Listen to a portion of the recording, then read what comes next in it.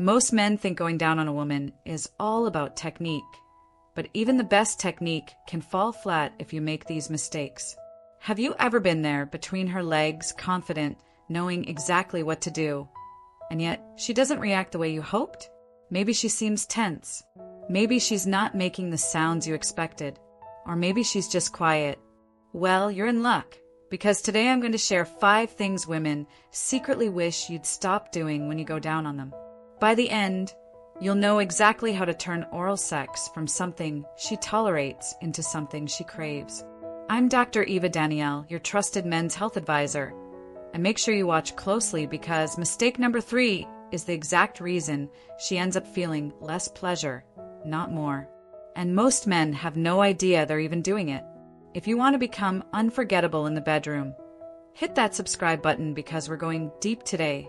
Let's start with the first mistake, something almost every man does without knowing it's the fastest way to disconnect her. Imagine you're about to get the best massage of your life, but the therapist only rubs the same spot on your back over and over again. No matter how good the pressure is, after a while it stops feeling good. Well, that's exactly what happens when you focus only on her genitals. Most men would love it if all the attention was on their penis, but for women, ignoring the rest of the body makes them feel disconnected, no matter how skilled you are. See, women's arousal doesn't work like ours. For men, it's quick, focused, direct. But for women, arousal spreads through the entire nervous system. It's full body. So instead, engage her whole body. Her belly, her thighs, her hips, her chest. Run your hands along her sides. Kiss the inside of her wrists. Trace your fingers down her spine. When she feels every part of her being touched, she relaxes. And that relaxation is how you create the space for deeper pleasure and maybe even a full-body orgasm. Think of it like turning on lights in a house. You don't just flip on one switch and expect the whole place to glow. You turn them on room by room. Touch her everywhere, and you'll notice how much more responsive she becomes. Her breathing deepens, her body softens, and she starts to crave what's coming next. Now, mistake number 2 starts before you even get between her legs. Have you ever tried to cook a perfect steak by tossing it into a cold pan and then blasting the heat? It ends up tough and burnt on the outside and raw in the middle. That's what happens when you dive in too fast. Oral isn't foreplay for women, it's the main course. She needs her body warmed up first. So start by heating up her mind with words that tell her how much you want her. Text her earlier in the day. Whisper something that makes her think about you. Then when you're together, warm her senses by tracing your fingers along her skin and whispering in her ear. Finally, warm her body. Kiss her belly, her thighs, her hips. Let her crave you so much she's begging for your mouth. When you build that anticipation, when you take your time getting there, her body responds completely differently. Blood flow increases to all the right places. Sensitivity heightens. And honestly, she becomes 10 times more receptive to everything you do. Rushing kills arousal. Patience builds it. Now, mistake number 3 is something that almost always makes her pull back, even if she doesn't tell you. See, too many men try to mimic thrusting with their tongue or fingers, thinking more speed equals more pleasure. But for most women, it's the opposite. Women crave a slower buildup. So start gentle. Savor the moment and gradually increase intensity only when you feel her body is ready for more. Pay attention to her breathing, the sound she makes, how her hips move. Those are your signals.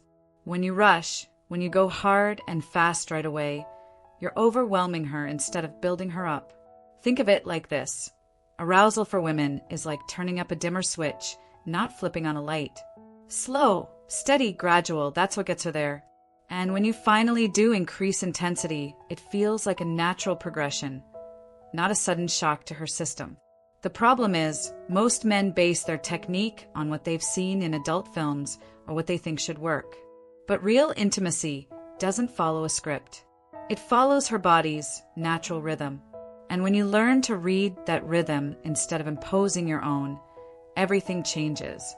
Now, mistake number 4 is all about the clitoris.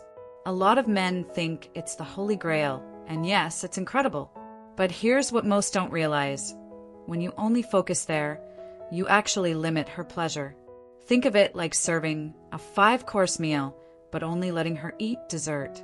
Sure, dessert is delicious, but she's missing out on all the flavors that make the experience unforgettable. The clitoris has over 8,000 nerve endings, which is more than any other part of the human body. So yes, it's sensitive, but too much direct attention, especially too soon, can feel overwhelming or even cause numbness. It's like turning the volume up to maximum before the song even starts. It's too much, too fast. So explore everything. Her outer lips, the area around her clitoris, her inner thighs, the perineum. Mix up the sensations. Use different pressures, different rhythms, different patterns. Tease the area around the clitoris before you go directly there. When you play with variety, you create a buildup that feels richer, deeper, and way more exciting for her. Don't just fixate on one spot. Women have thousands of nerve endings in that entire area. Use them all. Build layers of sensation instead of hammering away at one point. And honestly, if you want a deeper understanding of exactly what works and what doesn't, I put together a free guide called 5 Oral Mistakes Most Men Make. Learn what to do instead. It's a complete breakdown of the science behind female pleasure, how to read her body's cues, why rhythm and variation matter more than speed or intensity, and how to turn physical touch into emotional connection. You can download it for free in the description below. And finally, mistake number 5 is the one that can undo everything you did right. Have you ever been at a party having the time of your life, and suddenly everyone disappears, leaving you alone in the middle of the room? Well, that's what it feels like when you skip aftercare. When a woman orgasms, her body floods with oxytocin, the bonding hormone. She wants closeness, warmth, and connection. So after she comes, stay. Hold her. Kiss her. Let her feel seen and cherished. Give her at least 15 minutes to unwind. This is what turns good oral sex into unforgettable intimacy for her. And honestly, this is what separates guys she forgets from guys she can't stop thinking about. See, most men treat orgasm like the finish line. They get her there and then it's over. But for women, the moments after climax are just as important as the build-up. Her nervous system is wide open. Her emotions are heightened. She's vulnerable. And if you just roll over, get up, and leave, she feels abandoned. But when you stay, when you hold her close, when you whisper something kind or just breathe with her, you're creating a bond that goes way beyond physical pleasure. You're giving her emotional connection. And for women, those two things are inseparable. Here's what I want you to remember. Great oral sex isn't about speed or intensity. It's about engaging her whole body, building anticipation instead of rushing, starting slow and increasing gradually, exploring variety instead of fixating on one spot, and staying connected afterward. The men who understand this don't just satisfy their partners. They create experiences women crave over and over again. Because you're not just giving her an orgasm, you're giving her intimacy, safety, and emotional fulfillment. Understanding these 5 principles will transform not just your technique, but the entire dynamic of your intimate relationship.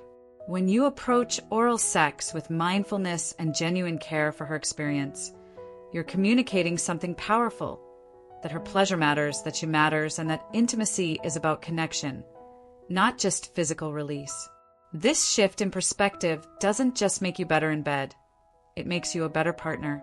Women remember how you make them feel, and when you create that space of safety, patience, and attentiveness, you're building trust that extends far beyond the bedroom into every aspect of your relationship together.